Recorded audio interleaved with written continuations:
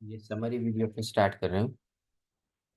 और summary video के अंदर वो सारे एमसीक्यूज या ऑब्जेक्टिव्स जो कवर हो सकते हैं वो इसके अंदर मैं लिखते जाऊंगा। देखो, अकाउंटिंग को लैंग्वेज ऑफ बिजनेस बोलते हैं। और अगर आपको किसी के साथ में अकाउंटिंग इंफॉर्मेशन मतलब प्रॉफिट लॉस बैलेंस शीट वो सब कम्युनिकेट करना हो तो आपको अकाउंटिंग काम लगता है। और यहाँ पे सीधा उसके बाद में सेकेंड पैराग्राफ में आप देखो, डबल एंट्री बुक कीपिंग जब से आया ना तब से अकाउंटिंग ज़्यादा पॉपुलर हुआ।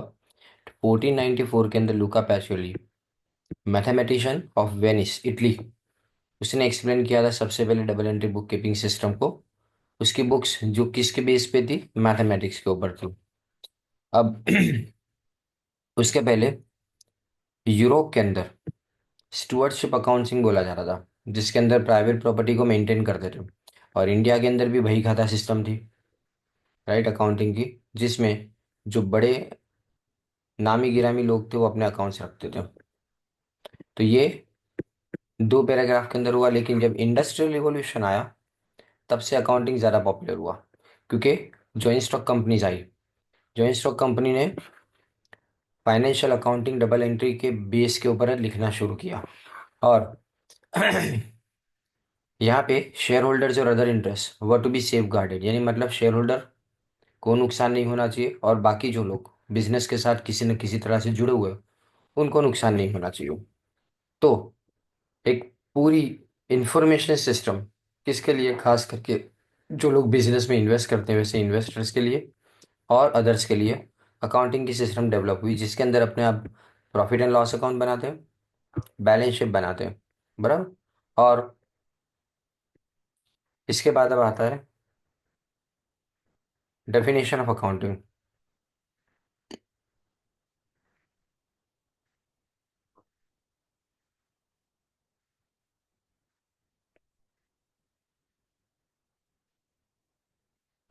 तो देखें, डेफिनेशन ऑफ अकाउंटिंग में ध्यान रखना है किसने definition the, American institute of certified public accountants. कि अकाउंट को क्या बोला गया, तो आर्ट बोला गया, रिकॉर्डिंग, क्लासिफाइंग, समराइजिंग। पहले रिकॉर्ड करना। रिकॉर्ड करना मतलब कि हम पहले ट्रांजैक्शन को रिकॉर्ड करेंगे, उसके बाद में उसको क्लासिफाई यानी मतलब economic non economic transaction, cash transaction, credit transaction, वो सब क्लासिफाई करेंगे। और इसकी समरी लिखेंगे, वो भी किसके टर्म्स के अंदर, मनी में। यानी जो इवेंट को आप रिकॉर्ड कर सकते हो मॉनेटरी टर्म्स के अंदर, उसी को खाली अपने रिकॉर्ड करेंगे।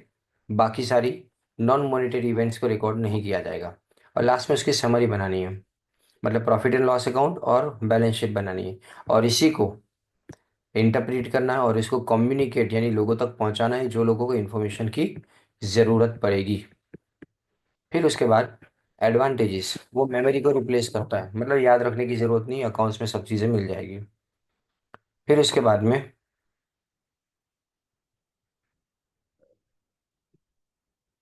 फिर उसके बाद के अंदर provides control over assets, assets के ऊपर कंट्रोल, जैसे cash in and cash at bank, stock of goods, amount receivable, सबके ऊपर। फिर उसके बाद preparation of financial statement, profit and loss account और बैलेंस शीट बनाना आसान होता है। Information requirement, owner lender creditor, इन सबको इन्फॉर्मेशन चाहिए। फिर फैसिलिटेट्स अ कंपैरेटिव स्टडी, अगर आपको अपने बिजनेस को अपने ही साथ में यानी अपने पुराने बिजनेस के रिकॉर्ड के साथ में कंपेयर करना है तो कंपैरिजन आसान है। हमारे बिजनेस को हमारी इंडस्ट्री के दूसरे किसी लोगों के साथ में कंपेयर करना तो भी आसान है। फिर उसके बाद assist management in assist the management in many other ways. The accounting information provided to management helps them in taking a rational decision in planning and controlling the business activity. मतलब management को मदद मिलती है, किस बात की मदद मिलती है, कि किस तरह से एक्टिविटीज को पूरा किया जाना चाहिए, उसकी मदद मिलेगी। फिर किसी भी थेफ्ट और फ्रॉड यानी चोरी या तो फ्रॉड को छुपा नहीं सकते, कंसील यानी छुपा नहीं सकते, क्योंकि बुक कीपिंग में सब चीज़ें आ जाती है। फिर टैक्स मैटर, कोई भी टैक्स अगर भरना हो तो अकाउंटिंग ज़रूरी है। फिर उसके बाद में बिजनेस की वैल्यू, अगर मुझे बिजनेस को किसी को बेचना है तब मुझे बिजनेस की वैल्यूएशन निकालने में आसानी रहती है। और ये एक एविडेंस की तरह से काम करता है, कोर्ट इसको मानती है, यानी जो अकाउंट्स में लिखा गया है उसकी इंफॉर्मेशन को प्रूफ की तरह से वो मानती है। अब लिमिटेशंस भी है इसकी। पहली बात, सिर्फ फाइनेंशियल कैरेक्टर के चीज़ों को तो लिखा जाता है, बाकी सब चीज़ों को नहीं। विचार ऑफ फाइनेंशियल कैरेक्टर सिर्फ इसी को लिखा जाता है। यानी जो ह्यूमन रिसोर्स की क्वालिटी है, लाइसेंस वजह से पूछेंगे, लोकेशन एडवांटेज, ये सब नहीं आता। फिर हिस्टोरिकल, यानी पहले इवेंट हो जाती है, बाद में रिकॉर्ड किया जाता है। फिर fact, recording in financial statement, उसको अकाउंटिंग कन्वेंशन, यानी अकाउंटिंग जो तुम्हारी मेथड है, पद्धति है, उससे फर्क पड़ता है, तुम्हारी खुद के जजमेंट से फर्क पड़ता है।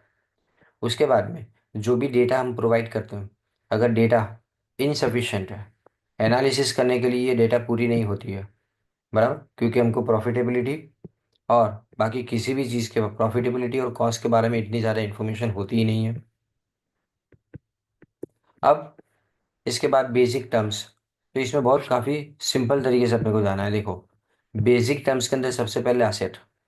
असेट यानी कौन सी चीज़, तो ये पूछेंगे। असेट यानी दोज असेट्स जो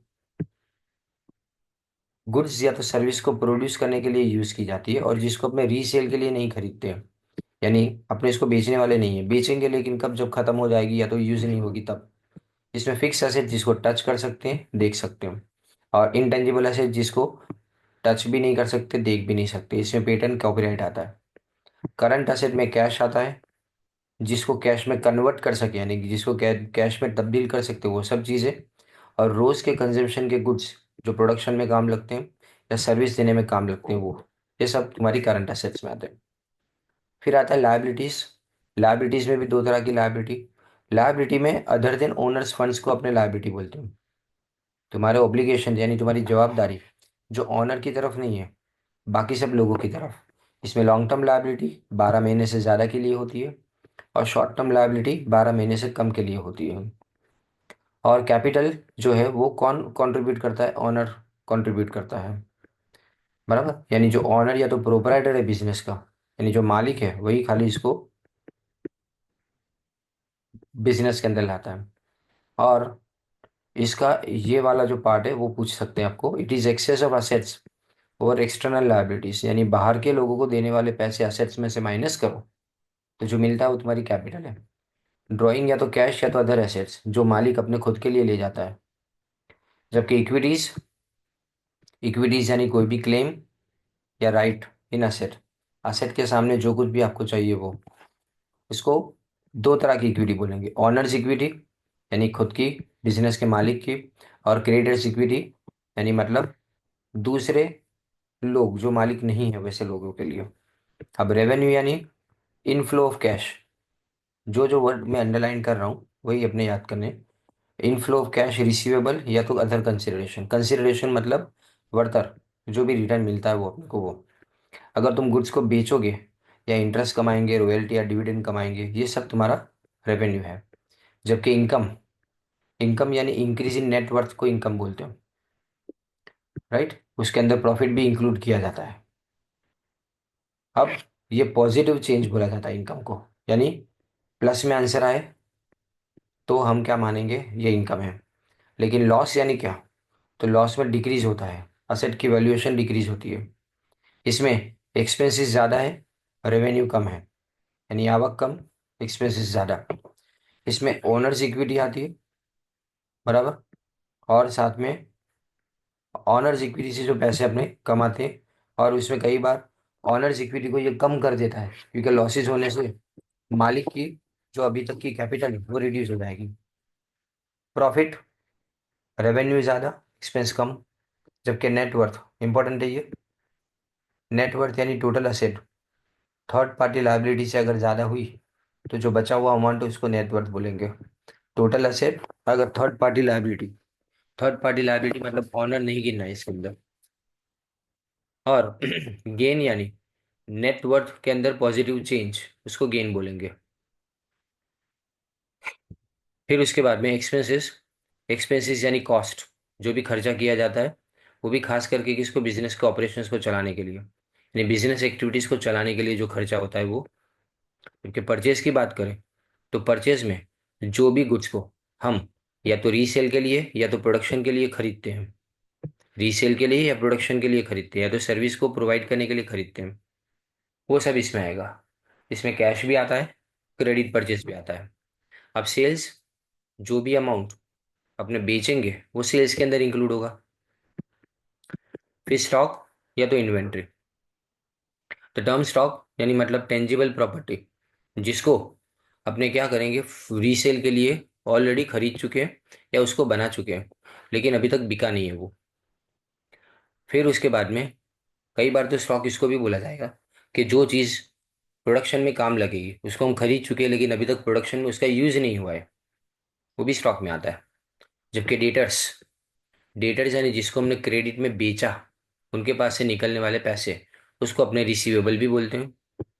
फिर क्रेडिटर यानी जिससे हमने खरीदा, उसको देने के जो पैसे आते हैं वो कॉन्ट्रैक्चुअल ऑब्लिगेशन भी आ गया, मतलब अगर किसी के साथ में कॉन्ट्रैक्ट किया तो इस कॉन्ट्रैक्ट से होने वाली सारी जवाबदारी भी इसमें आ जाती है। और इसको हम ट्रेड क्रेडिटर बोलते हैं या तो अकाउंट पेएबल बोलते हैं। फिर आता है बिल्स रिसीवेबल। बिल्स रिसीवेबल ये नेगोशिएबल बिल ऑफ एक्सचेंज को अपने क्या मानेंगे, इंपॉर्टेंट है, नेगोशिएबल इंस्ट्रूमेंट मानेंगे। इसमें जो इंसान लिखता है बिल को, उसको ड्रॉवर बोला जाता है, और जो लिखने वाला है उसको पैसे मिलेंगे। और बिल्स रिसीवेबल अपने कहाँ दिखाते हैं, करंट एसेट में दिखाते हैं। अब आगे, बिल्स पेबल, हमको कंपनी, और यानी हमको किसी को पैसे देने के हो तो हम सामने वाले का बिल एक्सेप्ट करते हैं। अगर हम एक्सेप्ट करें तो हमारे लिए पेएबल है, और अगर हम ड्रॉ करें तो हमारे लिए रिसीवेबल है। ये बात ध्यान में रहे। बिल ऑफ एक्सचेंज, उसकी वैलिडिटी 3 महीने से ज़्यादा की नहीं होगी, ये इंपॉर्टेंट है, ये आएगा। 3 महीने से ज़्यादा नहीं हो सकती। अब आता है इसके बाद में ट्रेड डिस्काउंट। ट्रेड डिस्काउंट यानी सबको दिया जाता है ये ट्रेड डिस्काउंट, यानी आप कितना परचेस करते हो वो नहीं देखा जाता, और ये बल्क क्वांटिटी के ऊपर ट्रेड डिस्काउंट दिया जाता है, यानी ज़्यादा क्वांटिटी के ऊपर दिया जाता है, राइट। और ट्रेड डिस्काउंट की एंट्री अपने नहीं करते। फिर कैश डिस्काउंट की बात करें तो अगर तुम टाइम पे पेमेंट करते हो या तो स्टार्टिंग में अगर पेमेंट कर देते हो तो उसको बढ़ावा देने के लिए कैश डिस्काउंट दिया जाता है। इसको प्रॉम्प्ट पेमेंट बोलते हैं। प्रॉम्प्ट यानी टाइम पे, यानी समय सर पेमेंट करना। Cash discount is allowed when payment is received. Allowed यानी किसी को डिस्काउंट हमने दिया जब हमने पेमेंट रिसीव किया, और कैश डिस्काउंट इज रिसीव्ड जब पेमेंट हम करते हैं। कैश डिस्काउंट अलाउड को अपने डेबिट करते हैं, बराबर, और कैश डिस्काउंट रिसीव्ड को अपने क्या करेंगे, डिस्काउंट रिसीव्ड अकाउंट में क्रेडिट करेंगे।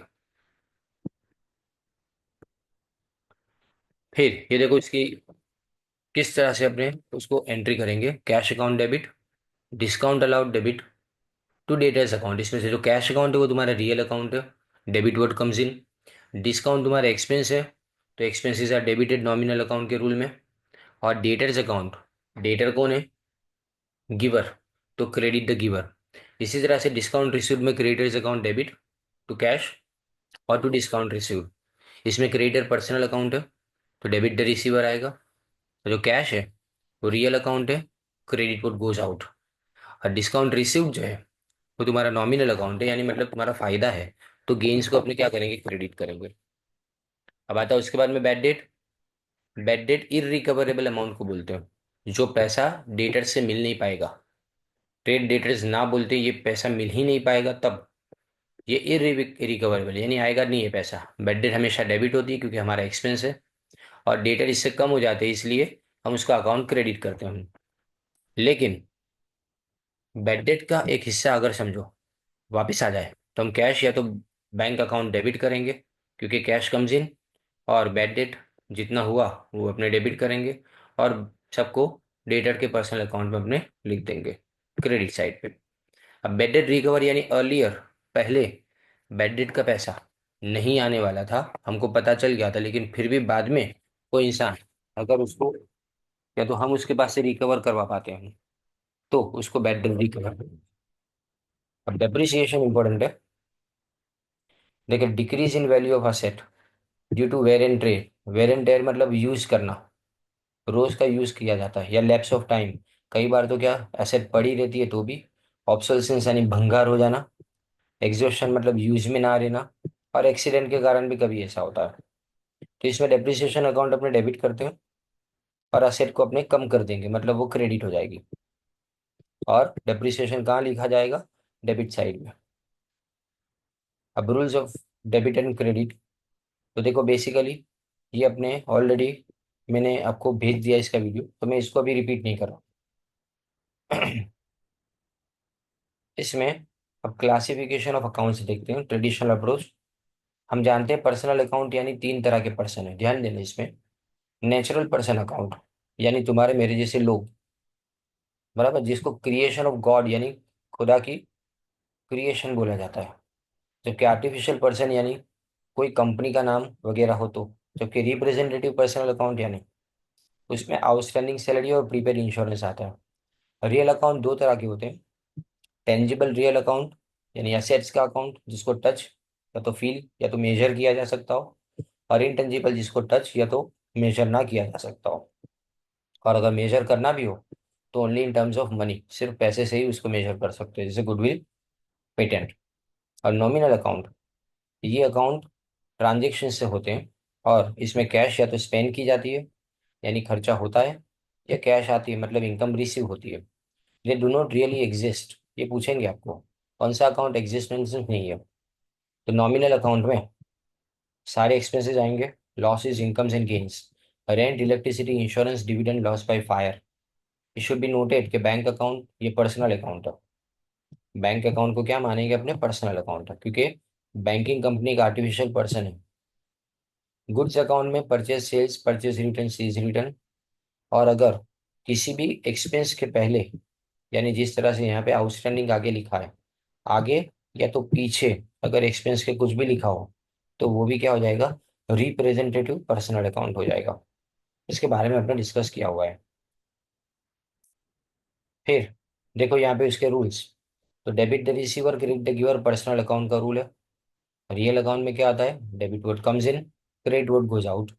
और जो नॉमिनल अकाउंट है उसके अंदर आएगा debit the expenses and losses और credit all gains and profit. अब इसके बाद में अकाउंटिंग एंड बुक कीपिंग, ये डिफरेंस है दोनों के बीच का। यहाँ पे जो जो चीजें बोलूँ ना इसमें से एक आध तो आएगा ही। देखो अकाउंटिंग ये ब्रॉड प्रिंसिपल है, इसमें रिकॉर्डिंग, क्लासिफाइंग, समराइजिंग सब आता है, राइट। तो इसका मतलब हम इंटरप्रिटेशन और कम्युनिकेशन तक, जो पहले पूरी डेफिनेशन अपने देखी, वहां तक सब चीजों को इंक्लूड करेंगे। अब अदर वर्ड्स में accounting includes the design of accounting system, यानी तुमने कैसे अकाउंटिंग सिस्टम बनाई है। प्रिपरेशन ऑफ फाइनेंशियल स्टेटमेंट, तुम्हारे फाइनेंशियल स्टेटमेंट कैसे बनेंगे। ऑडिट, ऑडिट यानी चेकिंग उसका कैसे होगा कि तुमने जो प्रॉफिट या तो लॉस निकाला वो सही है कि गलत है। डेवलपमेंट ऑफ फोरकास्ट यानी फ्यूचर के बारे में प्लानिंग करना। कॉस्ट स्टडीज, कॉस्ट कितनी है उसको ध्यान में रखना। इनकम टैक्स का जो भी काम काज है वो करना। फिर analysis and interpretation of accounting information, जो भी अकाउंटिंग इन्फॉर्मेशन है उसको समझना, चेक करना। और internal as well as external users for decision making, लेकिन किसके लिए? हमारे इंटरनल या तो एक्सटर्नल यूजर्स। डिसीजन मेकिंग आगे यूजर्स में देखेंगे अपने। Therefore accounting is more analytical in nature, याद रखिए, एनालिटिकल इन नेचर। और इसमें स्किल, एक्सपीरियंस और इमेजिनेशन ध्यान रखना पड़ता है उसमें। तो प्रोसेस ऑफ अकाउंटिंग बिगिंस, जहाँ पे बुक कीपिंग का प्रोसेस खत्म होता है। तो बुक कीपिंग क्या है? तो स्मॉल पार्ट, अकाउंटिंग के फील्ड का एक छोटा सा हिस्सा है। जे आर बाटली boy defined, book keeping art है, खाली रिकॉर्ड करना, इसमें सिर्फ रिकॉर्डिंग आता है। सेट ऑफ बुक्स के अंदर रिकॉर्ड करना। It is an activity concern with the recording of financial data relating to business operations in a significant and orderly manner. यानी रिकॉर्ड करेंगे, कैसे करेंगे? ध्यान से रिकॉर्ड करेंगे, और ऑर्डरली यानी सीक्वेंस में, डेट वाइज। तो इसका मतलब खाली ये रिकॉर्ड मेकिंग है अकाउंटिंग का। ये मैकेनिकल यानी सबको पता है कि कैसे रिकॉर्डिंग करना है, और रिपीटेटिव ये बार बार करना पड़ता है आपको।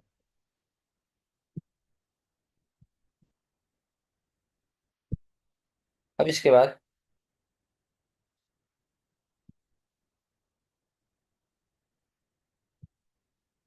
एसेंशियल आइडिया जो है ना, यहाँ पे देखो लिखा है, behind maintaining book keeping record is to show the correct position, कि भाई दर एक इनकम और दर एक एक्सपेंडिचर को तुमने बराबर से लिखा है कि नहीं लिखा है, और कैश और क्रेडिट आइटम बराबर से है कि नहीं। गुड्स को अगर अपने क्रेडिट में सेल किया तो हमको पता होना चाहिए कि किसके पास से वो पैसे लेने के बाकी है।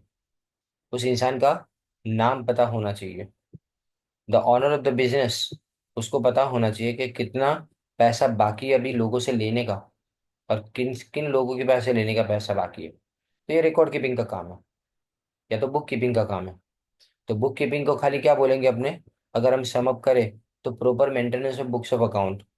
और ये भी ऐसा नहीं है कि जरूरी नहीं है, ये भले अकाउंट का हिस्सा है लेकिन ये इनडिस्पेंसेबल यानी काफी जरूरी पार्ट है। अब दो सिस्टम अकाउंटिंग की ध्यान देना है इसमें। जब तक एक्चुअल रिसीव्ड ना हो, यानी जब तक पैसे ना मिले या जब तक एक्सपेंस ना हो, तब तक उसको रिकॉर्ड ना करना, उसको कैश बेसिस ऑफ अकाउंटिंग बोलते हैं। यानी सबको रिकॉर्ड तभी किया जाएगा जब एक्चुअल ट्रांजेक्शन होगा। तो सारे डॉक्टर्स, लॉयर्स, ऑडिटर्स, इंजीनियर्स और स्मॉल ट्रेडर्स इस तरह से अकाउंटिंग मेंटेन करते हैं। जबकि एक्रोल या तो मर्केंटाइल बेसिस में क्या आता है, कि जब हमको पता चले कि ये चीज होने वाली है, यानी उसका टाइम पीरियड गुजर गया, तो उसको रिकॉर्ड कर दो, चाहे फिर वो कैश में मिला हो या ना मिला हो। तो इसमें ये अकाउंटिंग सिस्टम कंपनीज एक्ट 2013 के अंदर बोला गया है कि ये आपको मेंटेन करनी चाहिए, बराबर। और इसको एवरीवेयर फॉलो किया जाता है। तो आप जो भी डिप्रिसिएशन, अमोर्टाइजेशन, अमोर्टाइजेशन मतलब जो अदृश्य मिलके थे ना, उसका अमोर्टाइजेशन होता है।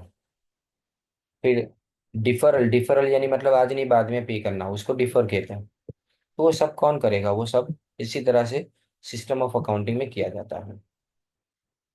अब आता है system of book keeping. Book keeping is concern with the recording of business transactions. अब देखो, बुक कीपिंग में डबल एंट्री सिस्टम किसने बताया, सबसे पहले ल्यूका पैकियोली ने। इसने टू फोल्ड इफेक्ट बताई। इसका मतलब एक पार्टी को बेनिफिट मिलेगा और दूसरी पार्टी ये बेनिफिट प्रोवाइड कर रही है, और वाइस वर्सा, उल्टा भी हो सकता है। वाइस वर्सा का मतलब उल्टा भी हो सकता है। हर ट्रांजेक्शन की दो साइड होती है, एक को अपने डेबिट साइड बोलते हैं और एक को अपने क्रेडिट साइड बोलते हैं। यानी एक अकाउंट डेबिट होगा और दूसरा अकाउंट क्रेडिट होगा। इसी तरह से अपने कंप्लीट रिकॉर्ड उसकी रख पाएंगे, बराबर। इसको अपने सिस्टमेटिक सिस्टम बोलते हैं बुक कीपिंग की, और ज्यादातर यही यूज होता है। लेकिन अगर हम बात करें सिंगल एंट्री की, तो डबल इनकम्प्लीट डबल एंट्री यानी अधूरी डबल एंट्री को अपने क्या बोलेंगे, सिंगल एंट्री बोलेंगे। It keeps the records of खाली कैश और पर्सनल अकाउंट के खाली रिकॉर्ड रखे जाते हैं, याद रखना ये। और इसमें टू फोल्ड इफेक्ट रिकॉर्ड नहीं की जाती, बराबर। कुछ ट्रांजेक्शन जिसमें रिकॉर्ड किया जाता है और जिसके अंदर टू फोल्ड इफेक्ट हो ना, वो भी रिकॉर्ड किया जाता है, ऐसा नहीं। कुछ के दोनों ट्रांजेक्शन रिकॉर्ड किया जाता है, डेबिट और क्रेडिट दोनों। पर कुछ ट्रांजेक्शन, ज्यादातर ट्रांजेक्शन के खाली डेबिट या तो क्रेडिट एक पार्ट यूज किया जाता है, दूसरा रिकॉर्ड नहीं करते हम, इसलिए इसको सिंगल एंट्री बोला जाता है। पर यह सिस्टम डिफेक्टिव है, और इसमें आपको एक्यूरेसी और रिलायबिलिटी यानी भरोसा और चौकसाई, ये दो चीज नहीं मिल सकती। इसलिए इसका यूज बहुत ही कम है, लिमिटेड है। फिर उसके बाद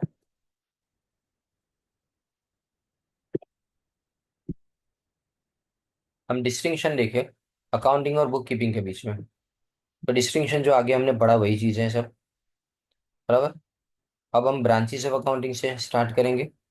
ब्रांचेस ऑफ अकाउंटिंग में अकाउंटिंग अगर फाइनेंशियल है, तो वो keeping of systematic record, preparation and interpretation of financial statement यानी बनाना और उसका इंटरप्रिटेशन करना। इंटरप्रिटेशन मतलब इसमें से मतलब निकालना, और उसको कम्युनिकेट करेंगे अपने लोगों के साथ में, जो इंटरेस्टेड पार्टीज है उसके साथ में। तो इसमें हम सब चीजें यानी अकाउंटिंग प्रिंसिपल्स को ध्यान में रखेंगे, अकाउंटिंग पॉलिसी को, अकाउंटिंग स्टैंडर्ड्स को, और सारे लीगल रूल्स को ध्यान में रख के इसको बनाएंगे। द ओनली लिमिटेशन, याद रखना ये, कि it does not furnish the detail information, इसमें पूरी इंफॉर्मेशन नहीं होती है। जबकि हम कॉस्ट अकाउंटिंग की बात करें, तो सिर्फ कॉस्ट, किसी भी यूनिट को जो तुमने प्रोड्यूस किया या बेचा, उसकी कॉस्ट कितनी वो निकालने के लिए, या कोई भी सर्विस जो तुमने प्रोवाइड की उसका खर्चा कितना हुआ उसके बारे में, ये आपको कॉस्ट पर यूनिट बताया गया, कॉस्ट पर सेंटर। सेंटर यानी जगह नहीं, सेंटर का मतलब जहां से, जैसे कि अगर आप टीवी बना रहे हो और आप रेफ्रिजरेटर भी बना रहे हो, तो दोनों को अलग अलग सेंटर बोला जाएगा। डिसाइड, वो कंट्रोल लगाता है, किस बात के ऊपर कंट्रोल रखता है, कि तुम्हारी कॉस्ट है ना, उसके ऊपर कंट्रोल, जिससे हम प्रॉफिट और एफिशिएंसी दोनों को कंट्रोल में रख पाए। और ये डिसीजन मेकिंग में अंडरलाइन करना है, ये चीज़ को बहुत इंपॉर्टेंट है। ये डिसीजन मेकिंग में काम लगे वो कॉस्ट अकाउंटिंग। और याद रखो कि कॉस्ट अकाउंटिंग का जो प्रोसेस है वो फाइनेंशियल अकाउंटिंग के जरिए से होता है। फिर आगे मैनेजमेंट अकाउंटिंग। मैनेजमेंट अकाउंटिंग यानी क्या? Management accounting normally internal reporting के लिए किया जाता है, यानी मतलब मैनेजमेंट खुद जो अकाउंटिंग अपने खुद के लिए करे, यानी इसमें प्लानिंग, ऑर्गेनाइजिंग, डायरेक्टिंग, कंट्रोलिंग और डिसीजन मेकिंग, ये सारे फंक्शंस को पूरा करने के लिए जो अकाउंटिंग किया जाता है वो, और वो डिसीजन और कंट्रोल के लिए काम लगता है। और इसमें एक्चुअल रिजल्ट को बजटेड रिजल्ट के साथ में, यानी बजटेड इंफॉर्मेशन के साथ में अपने कंपेयर करता हूँ। ये पूछा जाएगा कि मैनेजमेंट अकाउंटिंग फॉरवर्ड लुकिंग है, यानी वो फ्यूचर के बारे में सोचने वाला। और जनरली इसमें कॉस्ट अकाउंटिंग और फाइनेंशियल अकाउंटिंग इंक्लूड होते ही जाता है। और इसमें फाइनेंशियल मैनेजमेंट भी आता है। देखो फाइनेंशियल अकाउंटिंग अलग है, मैनेजमेंट अलग है। मैनेजमेंट डिसीजन मेकिंग में आता है। This is attempts to supply qualitative information to management, यानी परफेक्ट इंफॉर्मेशन मैनेजमेंट तक पहुंचाने का काम इनका है। अब आता है users of accounting information. Accounting information को यूज करने वाले, पहले इंटरनल यूजर्स। एक मैनेजर, मैनेजर डिसीजन मेकिंग के लिए यूज करते हैं, राइट। टॉप, मिडिल और लोअर मैनेजमेंट।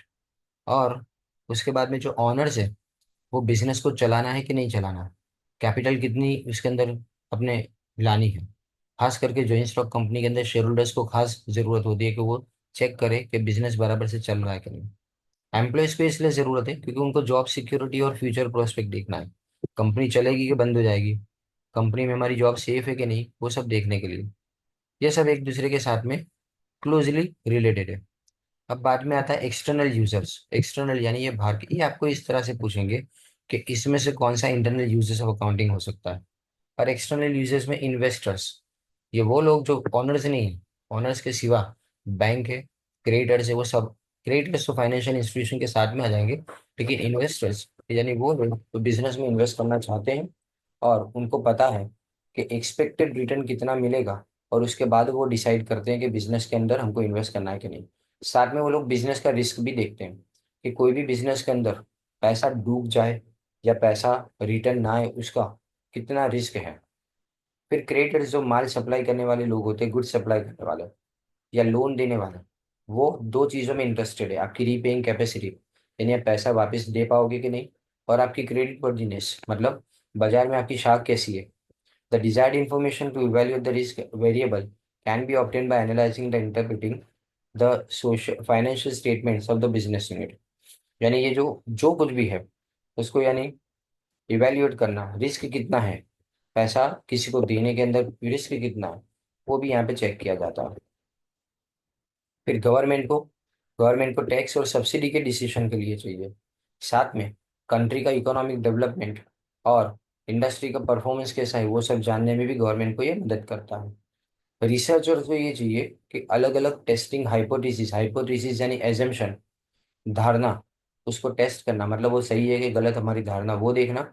और किसी भी थियरी को डेवलप करना या किसी मॉडल को, बिजनेस मॉडल को डेवलप करना, उसके के लिए आपको रिसर्चर्स को अकाउंटिंग इन्फॉर्मेशन की जरूरत पड़ेगी।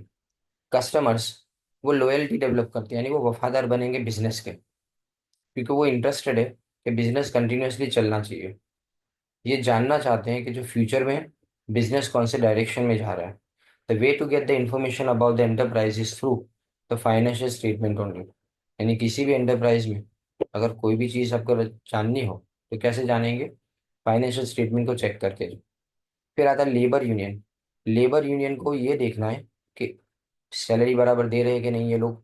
फिर प्रॉफिट शेयरिंग में हिस्सा देना चाहिए कि नहीं देना चाहिए, बोनस कितना दे रहे हैं। और fringe benefit package, fringe benefit यानी एक्स्ट्रा बेनिफिट्स। एक्स्ट्रा बेनिफिट जैसे बस की सर्विस मिले, फ्री में लंच का टाइम, लंच के टाइम पे खाना मिले, ये सब चीज़ों को अपने फ्रिंज बेनिफिट बोलते हैं, जिसमें पैसा खर्च नहीं होता, लेकिन जो एम्प्लॉय उसका पैसा बचता जरूर है। अब पब्लिक, पब्लिक को ये चाहिए कि कस्टमर के साथ में बिजनेस कैसा चल रहा है, कितने लोग काम कर रहे हैं, कितने लोगों को एम्प्लॉयमेंट दिया है, और अपने एरिया में जहाँ पे बिजनेस काम कर रहा है उसमें एम्यूनिटीज यानी फैसिलिटीज वो क्या दे रहा है।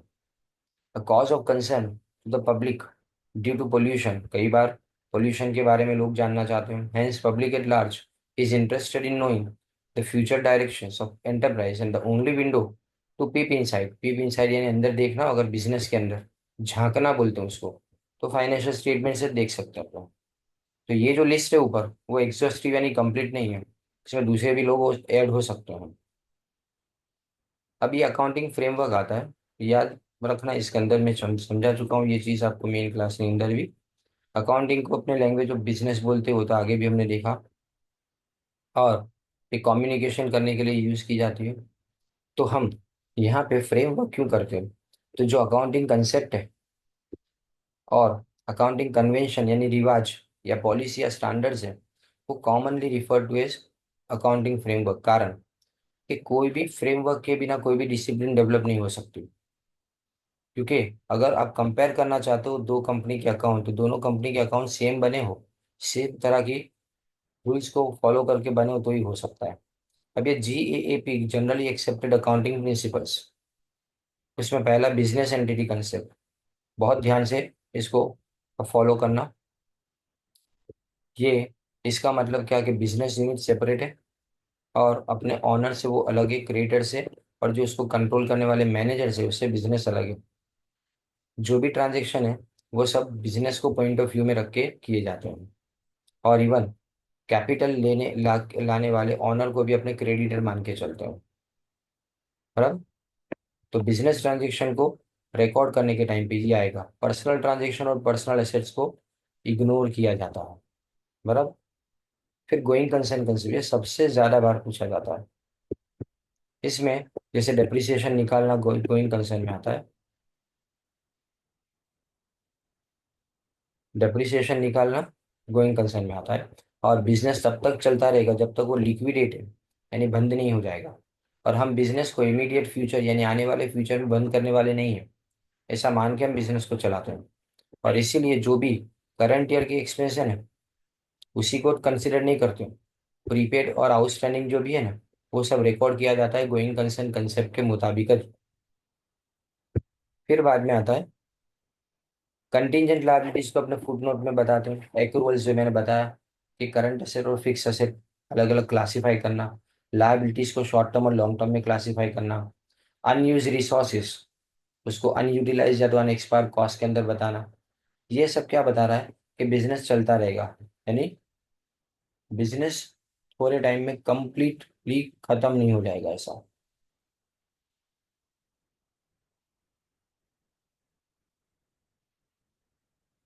फिर मनी मेजरमेंट कंसेप्ट आता है। मनी मेजरमेंट कंसेप्ट में क्या आएगा कि जो चीजें पैसे से रिकॉर्ड कर सकते हो उसी को, जैसे good good health of chairman of a company या अच्छी वर्किंग कंडीशन को अपने रिकॉर्ड नहीं कर पाएंगे। बराबर। तो मनी मेजरमेंट हो नहीं तभी अपने लिए ज्यादा अच्छा होता है, क्योंकि उसी को रिकॉर्ड करना हमारे लिए पॉसिबल भी होता है। फिर अकाउंटिंग पीरियड यानी 12 महीने का अकाउंट, और इसमें एक चीज आपको पूछते हैं, stop and see back, frequent intervals पे अपने चेक करना है के लिए रुकते हैं कि हमारी चीजें हमारे बिजनेस में कैसी चलती जा रही है। राइट। और इसमें नॉर्मली 1 साल का, जो 1 अप्रैल से शुरू होता है 31 मार्च को खत्म होता है। फिर आता है उसके बाद में कॉस्ट कंसेप्ट, सिर्फ रिकॉर्ड किया जाएगा, देखो ये अकाउंटिंग में प्राइस जो पे की ना उसी के ऊपर इसको रिकॉर्ड करते हैं, एंड उसी कॉस्ट को अपने सब्सिक्वेंट अकाउंट यानी आने वाले टाइम के अंदर भी रिकॉर्ड करते जाएंगे, उसी के ऊपर डेप्रिसिएशन वगैरह चार्ज करने की बेस बनाया जाता है। राइट। और जब भी अपने कॉस्ट रिकॉर्ड करते हैं तो उस वक्त हम उसकी वैल्यू को रिड्यूस करते जाते हैं सिस्टमेटिकली, कैसे, डेप्रिसिएशन चार्ज करते हैं। और इसमें क्या क्या रिकॉर्ड नहीं करेंगे अपने, देखो कुछ ऐसी चीजें जिसकी कोई वैल्यू हमारे लिए नहीं होती, पैसे नहीं देने पड़ते, जैसे फेवरेबल लोकेशन, फ्री सैंपल से मिलने वाले गुड्स, उसको नहीं रिकॉर्ड करते। और सबसे इंपॉर्टेंट बात, कॉस्ट कंसेप्ट ऑब्जेक्टिविटी लाता है, यानी हेतु ही अपने अकाउंट बना भी सके ये कही सके। तो रियलाइजेशन या तो रेवेन्यू रिकॉग्निशन, जब तक हमको पता ना चले, कंफर्म ना हो जाए कि यहाँ से पैसे आने वाले हैं या यहाँ एक्सपेंस होने वाला है, तब तक उसको रिकॉर्ड नहीं किया जाएगा। तो रिकॉर्ड करने से पहले रियलाइज करना जरूरी है, यानी वो चीज होगी वो कंफर्म करना जरूरी है। फिर उसके बाद में ड्यूअल एस्पेक्ट। ड्यूअल एस्पेक्ट में दो चीजें आती है, रिसीविंग अ बेनिफिट और गिविंग ऑफ समथिंग। या तो बेनिफिट रिसीव करो या किसी को कोई चीज प्रोवाइड किया जाए। इसमें ये जो E is equal to owners equity और आउटसाइडर्स इक्विटी, और अपने ये देखते हैं C plus L is equal to A, ये कौन से कंसेप्ट पे आता है, याद रखना है, ड्यूअल एस्पेक्ट कंसेप्ट पे। बराबर। और यहाँ पे ये भी आपको पूछा जाएगा कि for every debit there is an equivalent credit, वो कौन से कंसेप्ट में आता है, तो ये इसी कंसेप्ट के अंदर आता है ड्यूअलिटी में। और अक्रूवल में ये मर्केंटाइल सिस्टम को फॉलो किया जाता है। इसका मतलब ये कि साल के आखिर में income due but not received इसको रिकॉर्ड करेंगे, इनकम रिसीव्ड इन एडवांस इसको रिकॉर्ड करेंगे, आउटस्टैंडिंग एक्सपेंस को भी रिकॉर्ड करेंगे। और ये किस पे आता है, रिलेशन कंसेप्ट के बेस के ऊपर आता है। फिर उसके बाद में मैचिंग कंसेप्ट, यानी तुम साल के आखिर में प्रॉफिट या तो लॉस निकालते हो, वो मैचिंग कंसेप्ट है। बराबर। इसमें देखो मैचिंग कंसेप्ट में adjustments are to be made for all outstanding expense, prepaid expense, income received in advance and accrual, accrued income यानी इनकम मिलने वाली है वो बाकी। Moreover losses and gains, वो भी इसके अंदर अपने पहले से रिकॉर्ड कर लेते हैं। इसके पीछे का कारण यही है कि हम ऐसा मान के चलते हैं कि मैचिंग अकाउंट टैली होना चाहिए, और टैली करने के वक्त हम ये देखते हैं कि रेवेन्यू अगर ज़्यादा है एक्सपेंस से तो प्रॉफिट होगा, और अगर ऐसा नहीं हुआ तो लॉस होगा। फिर ऑब्जेक्टिविटी कंसेप्ट। ऑब्जेक्टिविटी यानी डॉक्यूमेंटरी एविडेंस के बिना रिकॉर्डिंग करना मुश्किल है, यानी प्रूफ होना चाहिए हर चीज़ का, सपोर्ट डॉक्यूमेंट होना चाहिए उसके लिए। जैसे कि यहाँ पे परचेस बिल होना, सेल्स बिल होना, पे इन स्लिप होना, कैश मेमो होना, ये सब का होना ऑब्जेक्टिविटी कंसेप्ट बता रहा है। Accounting records are to a great extent unbias, unbias यानी पक्षपात वगैरह, and also affected by the personal judgement और परसेप्शन ऑफ द पर्सन। कौन क्या सोचता है उसके ऊपर भी पता चलता है, लेकिन अगर तुम डॉक्यूमेंटरी एविडेंस के बिना कोई भी चीज रिकॉर्ड नहीं करोगे तो ऑब्जेक्टिविटी अपने आप उसके अंदर लागू हो जाएगी। अब इसके बाद अकाउंटिंग कन्वेंशन। कन्वेंशन में फुल डिस्क्लोजर। फुल डिस्क्लोजर का मतलब कोई चीज बाकी नहीं रखनी है। ऑनेस्टली एक अकाउंट बनाया गया ये देखने के लिए फुल डिस्क्लोजर का होना जरूरी है। जैसे कि अगर तुम मेथड ऑफ डिप्रिसिएशन को चेंज करते हो तो वो शो करना अकाउंट में, ये भी जरूरी है। बराबर। जिससे बिजनेस के अकाउंट करने के, अकाउंट लिखने के तरीके में फर्क आए, इसको रिकॉर्ड करना। और मटीरियलिटी। मटीरियलिटी यानी मटेरियल कब माना जाता है, देखो इसमें एक लाइन में बताऊं तुमको जो ज्यादा पूछी जाती है।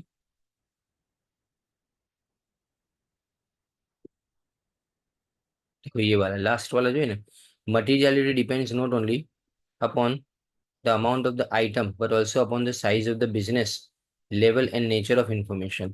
यहाँ पे हम लीगालिटी से ज्यादा उसका फाइनेंशियल कैरेक्टर देखते हैं। राइट। उसके जजमेंट के लिए अपने लीगालिटी से ज्यादा क्या देखते हो, उसका फाइनेंशियल कैरेक्टर देखते हो इसका। फिर कंसिस्टेंसी मतलब सातत्य, सततता। एक का जो अकाउंटिंग मेथड सालों साल फॉलो करनी है। ऐसा नहीं कि इसका मतलब आप चेंज नहीं कर सकते, चेंज कर सकते हो, लेकिन अगर चेंज भी करो तो उसके बाद में आपको कुछ साल तक, जब तक जरूरत ना लगे तब तक उसको चेंज नहीं करते रहना है। जैसे मेथड ऑफ डेप्रिसिएशन सालों साल सेम रहनी चाहिए। फिर कंजर्वेटिज्म या तो प्रूडेंस, ये बार बार आता है कि लॉस के बारे में, जैसे बीडीआर हो ना, बैड डेट रिजर्व, वो कंजर्वेटिज्म के कारण होता है। बराबर। और अगर हमको लगता है कि प्रॉफिट और लॉस दोनों हो सकते हैं तो लॉस पहले प्रोवाइड करो, प्रॉफिट एक बार नहीं लिखेंगे तो भी चल जाएगा। फिर आता है अकाउंटिंग पॉलिसी। इसमें पांच अलग अलग तुम्हारे पॉलिसीज होती है, जैसे डेप्रिसिएशन की मेथड, इन्वेंट्री की वैल्यूएशन कैसे करेंगे, इन्वेंट्री यानी स्टॉक, स्टॉक में फीफो लीफो अलग अलग मेथड होती है। गुडविल की ट्रीटमेंट, पांच मेथड है गुडविल की। Normal profit method, super profit method, capitalisation of normal profit, capitalisation of super profit, और इसके बाद में annuity method. Valuation of investment, investment जो मार्केट प्राइस है या कॉस्ट प्राइस, कैसे इसको वैल्यूएट करें। और वैल्यूएशन ऑफ फिक्स एसेट यानी डेप्रिसिएशन कैसे निकालें। इसमें तीन बातें ध्यान रखनी है, प्रूडेंस जो आगे देखा वो, यानी हम सारे एस्टिमेट बराबर ध्यान से रखेंगे। कोई गेन अगर छूट गया चलेगा, लॉस नहीं। सब्सटेंस ओवर फॉर्म ये भी आता है, देखो। ये जो अपने मटीरियलिटी देखा था ना, वैसा ही है। इसमें फाइनेंशियल रियलिटी ध्यान में रखी जाती है, लीगल फॉर्म ध्यान में रखी नहीं रखा जाता, उसको सब्सटेंस ओवर फॉर्म बोलेंगे। जबकि मटीरियलिटी का मतलब हम उन सारी चीजों को डिस्क्लोज करेंगे जिससे हमारे कोई भी यूजर्स ऑफ अकाउंट के डिसीजन मेकिंग पे कोई इफेक्ट पड़ता हो, वो सारी चीजों को हम इसके अंदर रिकॉर्ड करेंगे।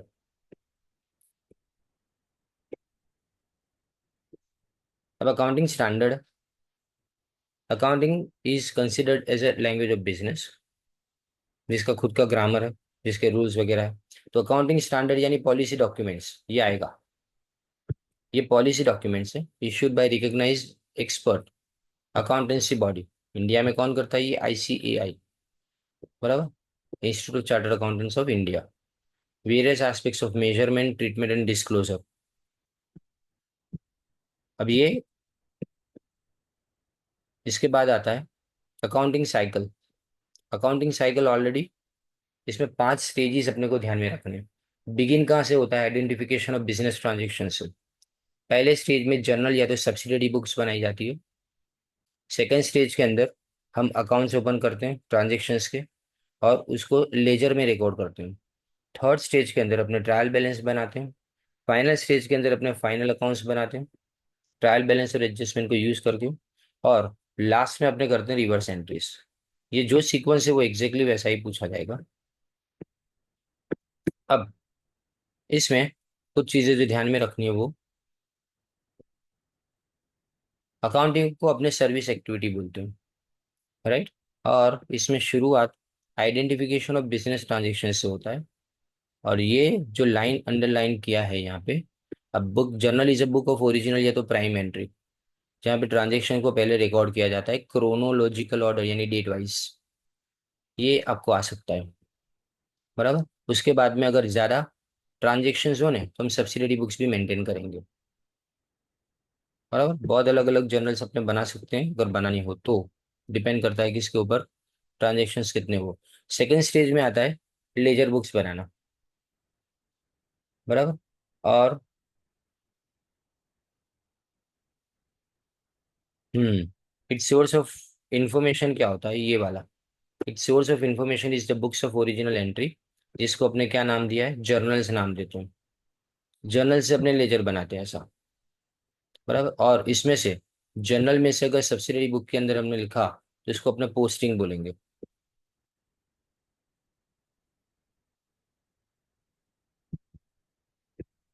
फिर लेजर को अपने प्रिंसिपल बुक ऑफ अकाउंट, ये प्राइमरी है, ये प्रिंसिपल है, याद रखें। At the end of in accounting period जितने भी एक्सपेंसेस है और जितने भी रेवेन्यू यानी इनकम्स है उसको क्लोज करेंगे। और इसके बाद में जितनी भी असेट्स और लायबिलिटीज है उसको बैलेंस करेंगे, बराबर। अब प्रिपरेशन ऑफ ट्रायल बैलेंस। तो ट्रायल बैलेंस के अंदर दो साइड्स होती है, डेबिट एंड क्रेडिट दोनों टैली होनी चाहिए। फिर एडजस्टमेंट्स आते हैं, जो चीज़ बाकी रह गई हो वो सारी चीज़ें उसमें आती है, और फाइनल अकाउंट्स लास्ट में प्रिपेयर किया जाता है।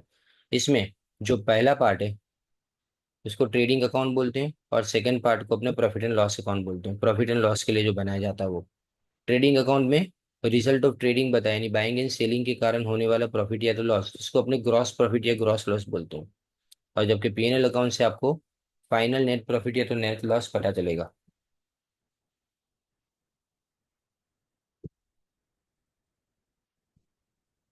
और दूसरा स्टेटमेंट बैलेंस शीट बनाया जाता है, जिसमें आपको फाइनेंशियल पोजीशन पता चलती है बिजनेस की। पोजीशन जब वर्ड आए ना तो बैलेंस शीट होता है, और इसमें प्रॉफिट या तो लॉस पता चलता है। और इसको कम्युनिकेट करना है जो भी। रिवर्स एंट्रीज कब होती है? रिवर्स एंट्री यानी ऑल एसेट्स एंड लायबिलिटीज जो है ना उसको अगेन ओपन किया जाता है beginning of the next trading period with opening balance, यानी आने वाले साल के लिए इसको अपने रिवर्स एंट्रीज बोलते हैं। अब कैपिटल और रेवेन्यू आइटम्स। कैपिटल में 4 चीजें ध्यान में रखने की। अगर लॉन्ग टर्म असेट्स परचेस करेंगे जो एक से ज्यादा अकाउंटिंग पीरियड के लिए चले उसको कैपिटल बोलेंगे, बराबर। और अगर समझो इसकी कंडीशन इंप्रूव होती है तो भी कैपिटल। और अर्निंग कैपेसिटी इंक्रीज होती है बिजनेस की तो भी capital. Before commencement of business अगर प्रिलिमिनरी एक्सपेंस किया गया तो भी कैपिटल। फिर इसके बाद में रेवेन्यू एक्सपेंडिचर यानी रोज के खर्चे। डेली एक्टिविटीज ऑफ बिजनेस से जो खर्चा होता है वो, ये day to day conduct of business में आता है। और इसमें एक्सपेंडिचर जो कंज्यूमेबल पे किया जाता है, गुड्स एंड सर्विस पे किया जाता है। और बाद में मेंटेनेंस ऑफ फिक्स एसेट में, यानी अगर समझो हमने रिपेयर किया, तो रिपेयर के लिए जो खर्चा होता है वो यहाँ पे आएगा। रिपेयरिंग अगर छोटा सा अमाउंट हो ना तो, लेकिन अगर रिपेयरिंग बड़ा अमाउंट हो तो इसको अपने कहाँ लिखेंगे, डिफर्ड रेवेन्यू एक्सपेंडिचर में लिखेंगे। अब देखो डिफर्ड रेवेन्यू एक्सपेंडिचर किसको बोलेंगे, एक्सपेंडिचर जो होली या तो पार्टली एडवांस में आपने पे कर दिया लेकिन उसका बेनिफिट फ्यूचर में मिलेगा, लाइक प्रीपेड एक्सपेंस जैसा। और अगर कोई एक्सेप्शनल नेचर का लॉस हुआ, कोई बड़ा लॉस हुआ, तो भी यहाँ पे रिकॉर्ड करेंगे। देन आफ्टर एडवर्टाइजमेंट एक्सपेंस, अगर बहुत बड़े अमाउंट का हमने किया हो कोई नई प्रोडक्ट को मार्केट में लॉन्च करने के टाइम, तो भी। प्रिलिमिनरी एक्सपेंस अगर हमने फॉर्मेशन ऑफ कंपनी के टाइम पे किया हो तो भी आएगा। और discount on issue of shares and debenture, याद रखो ये एक्सपेंडिचर को 3 से 5 साल ये पूछेंगे। और राइट ऑफ करना है, और जो राइट ऑफ करते हैं ना उसको अपने कहाँ लिखते हैं, प्रॉफिट एंड लॉस अकाउंट में लिखते हैं। बराबर। और बचे हुए अमाउंट को अपने फिक्टिशियस एसेट्स, बराबर, वो उसमें लिखेंगे बैलेंस शीट में, असेट साइड पे, जब तक वो खत्म नहीं हो जाती। अब कैपिटल रिसीट, यानी अगर कैपिटल लाते, एडिशनल कैपिटल વધારાની મૂડી લાવે प्रोपराइटर पार्टनर के कोई पण, પછી कोई एसेट अगर आपने बेचे, तो अगर एसेट को बेचा तब, फिर उसके बाद में अगर हमने लोन ली या इंश्योरेंस कंपनी से कोई भी अमाउंट रिसीव किया, लाइफ मेंबरशिप फीस या तो लेगेसी, लेगेसी यानी वारसो, कोई वसीयत में नाम लिख के जाए वो। फिर नॉन ट्रेडिंग एक्टिविटीज से या तो नॉन ऑपरेटिंग एक्टिविटीज से भी ये सब होता है। कैपिटल रिसीट इसको अपने लायबिलिटी साइड पे बताते हैं बैलेंस शीट में। अब जब रेवेन्यू रिसीट की बात करते हैं, रोज जो पैसा मिलता है वो, उसमें ऑपरेटिंग एक्टिविटीज से मिलने वाला पैसा आता है, जिसमें सेल्स से मिलने वाला पैसा, फिर डिविडेंड रिसीव, कमीशन रिसीव, ये सब जो बार बार होता है ना वो सारे इनकम से यहाँ पे आएगी। अब कैपिटल प्रॉफिट, यानी अगर मैंने एसेट को बेचा प्रॉफिट हुआ तो वो कैपिटल प्रॉफिट है। इन्वेंट्री के सिवा कोई भी एसेट को बेचा बुक वैल्यू से ज्यादा में, तो ये कैपिटल प्रॉफिट है। अगर इश्यू ऑफ शेयर प्रीमियम से करूँ तो भी कैपिटल प्रॉफिट है। और इसको अपने कैपिटलाइज करेंगे और इसको most important capital reserve account में ले जाएंगे। और इसको कहाँ यूज करेंगे, फ्यूचर में कोई भी कैपिटल लॉस को सेट ऑफ करने में। जबकि जो रेवेन्यू प्रॉफिट है वो रेवेन्यू प्रॉफिट रोज का है, तो इसके लिए अपने, अगर रेवेन्यू प्रॉफिट बोला जाता है और इसको ट्रांसफर कहाँ करेंगे, अपने जनरल रिजर्व अकाउंट के अंदर इसको ट्रांसफर करेंगे। और इसको बैलेंस शीट में रिटेन अर्निंग्स में, यानी बचा हुआ पैसा प्रॉफिट का, उसके अंदर अपने उसको बताएंगे। कैपिटल प्रॉफिट स्मॉल अमाउंट होता है, इसको पीएनएल अकाउंट, अगर स्मॉल अमाउंट हो तो पीएनएल अकाउंट में ले जाएंगे और इसको रेवेन्यू प्रॉफिट बोलेंगे। लेकिन अगर बड़ा अमाउंट है तो इसको फिर अलग से ट्रीट करना पड़ता है। और कैपिटल या तो रेवेन्यू लॉस की बात करें, तो कैपिटल लॉस यानी अगर तुमने कोई चीज को कम पैसे में बेचा बुक वैल्यू से, जैसे एसेट को, तो इससे होने वाले लॉस को अपने कैपिटल लॉस बोलेंगे। जबकि रेवेन्यू लॉस रोज के गुड्स को बेचने से होने वाले लॉसेस को अपने इसके अंदर इंक्लूड करते हैं। तो तुम्हारे फर्स्ट यूनिट का जितना भी है वो कंप्लीट हुआ। एक और चीज मैं इसके अंदर ऐड करूंगा अभी, चल से। The pillar of accounting is voucher. पहला स्टेप वाउचर होता है। वाउचर रिकॉर्ड है तुम्हारे बिजनेस ट्रांजेक्शन का। उसमें अलग अलग वाउचर्स अपने बनाते हैं, उसके खाली टाइप्स आपको देखने हैं। इसमें cash receipt voucher, amount received, receipt book भी अमाउंट रिसीव्ड के लिए, cash payment voucher amount paid के लिए, बैंक रिसीट वाउचर कि बैंक में हमने पैसा डिपॉजिट किया, बैंक पेमेंट वाउचर यानी amount paid from the bank, यानी हमने बैंक से पैसा किसी को दिया। फिर पेइंग स्लिप यानी वाउचर जो डिपॉजिट करेंगे कैश, उसके लिए यूज करते हैं। काउंटर फोलियो ऑफ चेक यानी कैश विड्रॉ किया हमने अकाउंट में से वो दिखाएगा। फिर उसके बाद में purchase order, terms and condition of purchase ये पूछेंगे। फिर परचेज बिल यानी voucher of purchase of goods, debit note credit note 100%। Debit note note for purchase return होता है और क्रेडिट नोट सेल्स रिटर्न की होता है। लेकिन sales bill valuation voucher for of sale of goods है। और जो जर्नल वाउचर्स है वो journal voucher supporting for journal के लिए होता है। ये इतना आपको करना है उसके अंदर, बस बाकी ये सब तो अपने काम का नहीं है। ठीक है, तो ये फर्स्ट यूनिट कंप्लीट कराया मैंने। अब इसको बराबर से देख ले।